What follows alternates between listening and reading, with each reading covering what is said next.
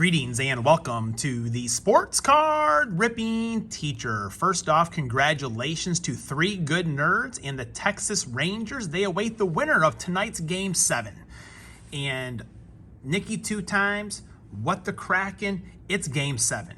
We can guarantee, the wrongs and rights, the highs and lows, the I love yous, I told you so's. But in all of that, you need to stay calm and consistent. I got a good feeling my good man, Kyle Schwarber, the big man, is going to come through for you tonight.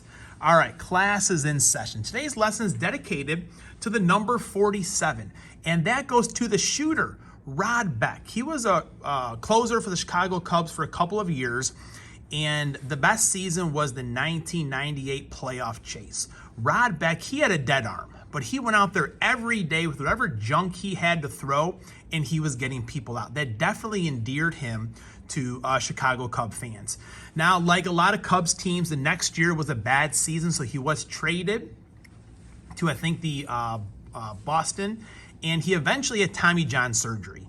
And when he came back from Tommy John, he did sign a minor league contract with the Chicago Cubs. So he was in Iowa, and one of the things was he had his RV there, and after a game, he would invite fans to come to his RV after the Iowa Cubs game and have a beverage or two, just hang out, talk baseball.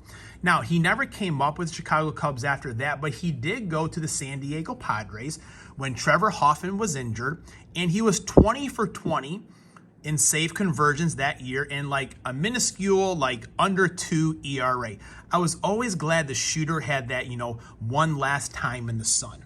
Now, he did pass away, and a couple years after he passed away, we started noticing this sign around the ballpark hung up on like telephone poles. Remember Rod Beck, the shooter. Rod Beck Day is June 23rd.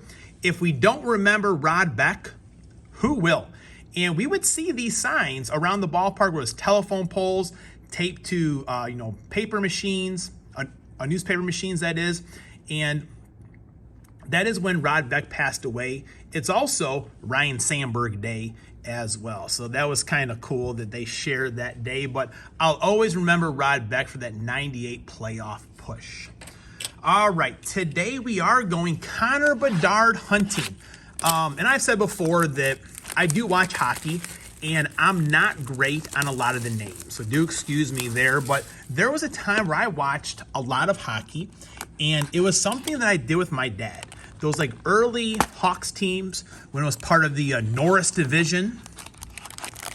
We would go in the garage or the basement and just listen to, Jeremy Roenick, Ed Belfour, Dirk Graham, Steve Larmer. I loved those teams. Now, some of you may say, well, why didn't you guys watch the game on TV? That's because they were not on television.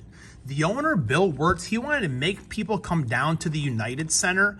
And when they were good, the stadium, that it was called, just the stadium, it was rocking and rolling. But eventually they got cheap, traded away all the players, and no one was showing up. My dad and I went to a game the one time, and one of the things with the Chicago Blackhawks is to hoot and holler during the national anthem. No one was there, no one was being loud, it was sad. And, as some of our Chicago sports teams talk about ownership, when Bill Wirtz did pass away, his son Rocky took it over, and that's when the roar was restored for the Chicago Blackhawks. They did win a Stanley Cup, 3 of them, in fact, but that 2010 season was one that was like, hey, it's good to be back at hockey. Here's a MVP talent, Vancouver Canucks, Rob Lerner. So yeah, I have a lot of good memories, and Chicago is a Bears town, but it's a better city when the Bulls and the Blackhawks are better. There's nothing better than a weekday evening, just around 7 o'clock, sitting down to watch some hockey or some basketball. And it's kind of that bridge from, Bears season to baseball season. So some are probably surprised for me to say that it's a Bears town, but it is. It is. But the city is really alive when our two teams in the winter are playing well. And it's been a while since that happened. So all the octopus in Detroit, they're throwing their octopus out on the rink. And one of the crazy things now is the Blackhawks are part of the Western Division.